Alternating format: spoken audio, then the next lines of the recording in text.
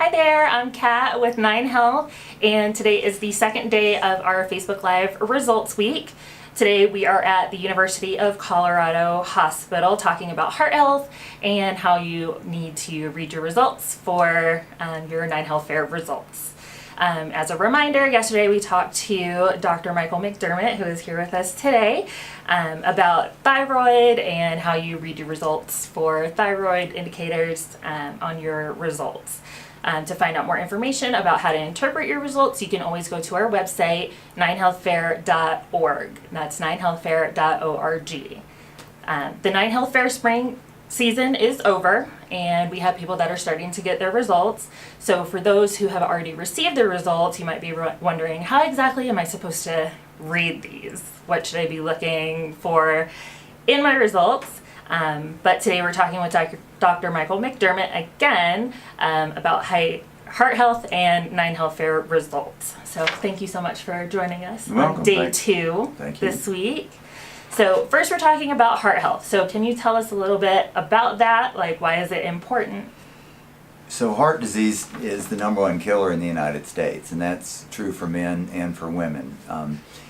The best way to attack heart disease is to prevent it, not wait until it happens. So really our approach in terms of improving the health of the general population is to make people aware of the risk factors that cause heart disease, and then eventually, if they develop it, how to diagnose that and treat it.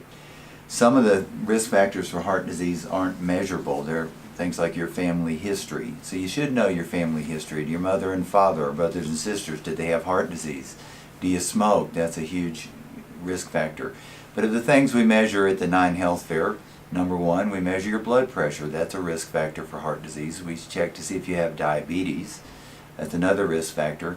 But what we're going to talk about today also is cholesterol screening and hs-CRP, or high sensitivity C-reactive protein. Yes.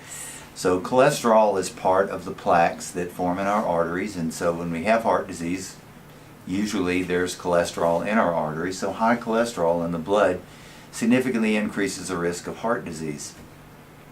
CRP is another test that we do to check to determine if there's inflammation. So when people develop plaques, when cholesterol gets into their arteries and causes a plaque, the plaque becomes inflamed, and that inflammation causes the production of a protein called C-reactive protein.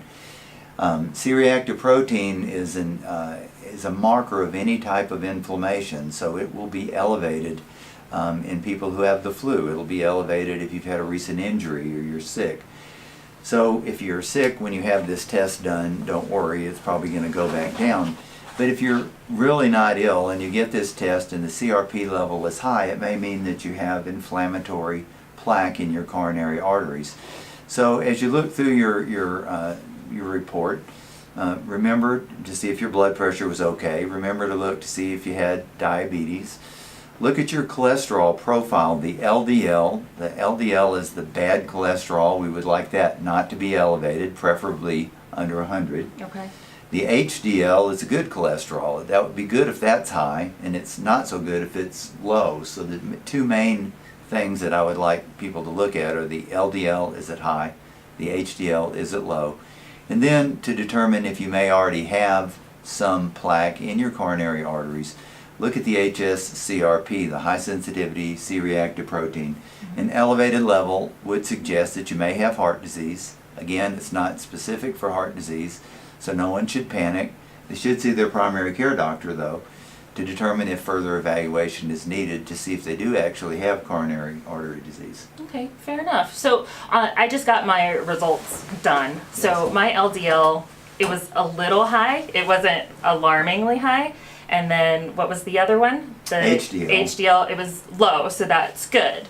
When I took the hs-CRP, it didn't show that I had any kind of like indication of inflammation around my heart. So is there something that I should do to, like, do I need to go get it looked at, get it checked out? Right, so let me correct that though. Okay. The LDL, if it's high, that's bad. We'd like it to be low. The HDL, if it's low, that's bad. We would like it to be high because it protects against heart disease. Okay. So a person with a high LDL and a low HDL, that's a bad combination. Okay.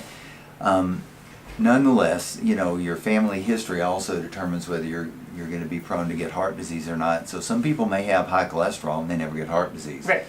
The CRP helps us with that. Again, it's a non-specific test. The results should be within the normal range. So on your report, it should tell you if it's high, and it'll have an H next to it. It doesn't matter if it's low, that's not important.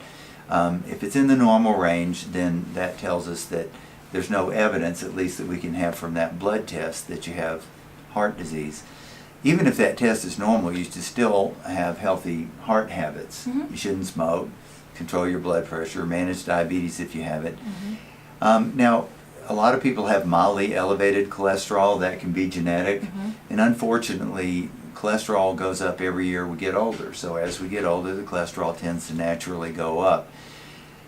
You can usually lower your cholesterol level and raise your HDL by some healthy lifestyle measures. So reducing the intake of saturated fats, red meat, increasing the intake of fruits, vegetables, and whole grains, doing more exercise, reducing body weight as close as possible to ideal body weight. All those will improve the lipid profile, the LDL and the HDL. And they often will lower the hsCRP, the marker of inflammation. So yes, we can all do a lot, and it's primarily lifestyle measures. Perfect. Now for people who are a bit older or who have severe lipid disorders, we have a lot of effective medications. But I would first try the lifestyle measures and work with your doctor to determine if those are enough, or if adding a cholesterol-lowering medication is advisable for you. Okay. So we would want to make sure that we have a healthy diet, we're exercising regularly, we're limiting smoking. What about caffeine? Caffeine intake in moderation is not a significant risk factor. People who drink too much caffeine may have rapid heart rates, and they may have palpitations as a result, and it can sometimes result in abnormal rhythms like atrial fibrillation. It doesn't typically promote plaque development. I think it's wise to limit caffeine intake, but modest intake of coffee or tea has never been shown to be bad for the heart, and in fact there are some studies that suggest it may have some benefits. Oh, well, that's good news. In moderation. In moderation. Okay, fair enough. So I think I'm good then. Moderate caffeine intake is pretty much where I'm at right now. Do we have any questions coming in? Someone mentioned about raising your HDL to eat more animal fats to raise your HDL, like if it's low. But wouldn't that... That does not. So animal fat typically won't raise your HDL. It's saturated fat that typically raises the LDL. And it may, in some people, but not everyone, raise triglycerides and lower HDL. So animal fat is not the best. Vegetable fats typically are okay. So olive oil, for example, which is a monounsaturated fat, actually does lower LDL and may raise HDL. So using olive oil in cooking or on salads that's a good choice overall. Vegetable oils, seed oils, they don't harm the cholesterol and may lower it a little bit, but monounsaturated fats are very good. Animal fats are saturated, and particularly if you have a high risk of heart disease, best to avoid those, or at least limit their intake to only 1 or 2 days a week. Perfect. Would avocado be a good thing to incorporate? So avocado is a plant fat. There's a lot of calories. We also have to think about weight loss. I mean, weight reduction is a good measure to prevent heart disease, as long as one is counting calories, and if you eat a lot of avocados, then reducing calories in with another food group is good. But avocados are not an unhealthy, and I would say, because they really are vegetable fat, that it's more of a healthy food. But again, saturated fats are something to be avoided. Okay, perfect. Do you have any other questions coming in? I was going to ask, if your hsCRP is elevated but everything else looks fine, what could that mean? So if the CRP is elevated and everything else is fine, the first thing I would do would be to wait a month and recheck it, because you may have had just a subclinical viral infection, and again, it's a non-specific marker of inflammation. If it remains elevated, it may indicate that you have heart disease. Now, one of the strongest risk factors for developing heart disease is your inheritance, your family history.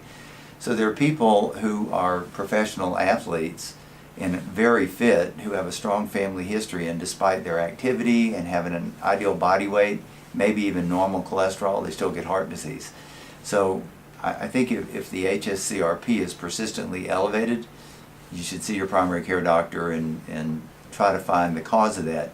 It could be that you have arthritis, not heart disease, but I think it's definitely worth checking out if it's persistently elevated. Perfect. If anybody has any other questions, you can just leave them in the feed. We'll go back and answer any of questions that you might have. So, Dr. McDermott, do you have any other advice for people keeping their heart healthy, aside from diet, exercise, healthy fats, things like that? I think those are the keys. There are things like inheritance that you can't change, your genetics can't be changed, but we can do an awful lot with lifestyle measures, and so this is one of those areas where, we can make a lot of progress. We can have a lot of health benefits from good, healthy lifestyle measures that are applied consistently. Colorado's a great state for that. We tend to be a healthy state in terms of how we approach food and exercise and getting outdoors in Colorado and enjoying the outdoors and getting plenty of exercise, I think, are great ideas. The 9Health Fair offers an opportunity every year to monitor these same risk factors because they can change over time. Like I said, your cholesterol tends to increase every year. At some point, measures other than lifestyle measures may be indicated, and this is a good way to sort of monitor that over time. That's right. And you can get that screening in the spring, which our season just wrapped up, but we also have some fairs coming up in the fall starting in September. So you most certainly can get that screening done at another fair starting in September. So just keep an eye out for that. And I think we are about done unless we have any other questions coming in. Someone asked, what did he say to check for during the first part of the video? So, to recap, Yes. the indicators that you're looking at on your 9Health Fair results for heart health. So in addition to knowing your family history and stopping smoking, look at your blood pressure, look at your blood glucose and A1C to determine if you have diabetes. Look at the lipid profile, specifically the LDL, which is the bad cholesterol, and the HDL, which is the good cholesterol. You'd like your LDL to be low and your HDL to be high. And then look at the hsCRP, the C-reactive protein, which again is a marker of inflammation anywhere in your body, but in the absence of other inflammation like a cold or the flu, it may indicate that you have inflammatory plaque in your heart. All right. Perfect. Well, it looks like we're going to go ahead and wrap up here. Thank you so much, Dr. McDermott, for joining us for day 2. If you missed yesterday's when we talked about thyroid, you can always visit our Facebook page, or you can go to our website, www.9healthfair.org. Tomorrow we will be going live again at 11 a.m. and we're going to be talking about diabetes and what you need to look out for on your results for that. So thanks. Dang.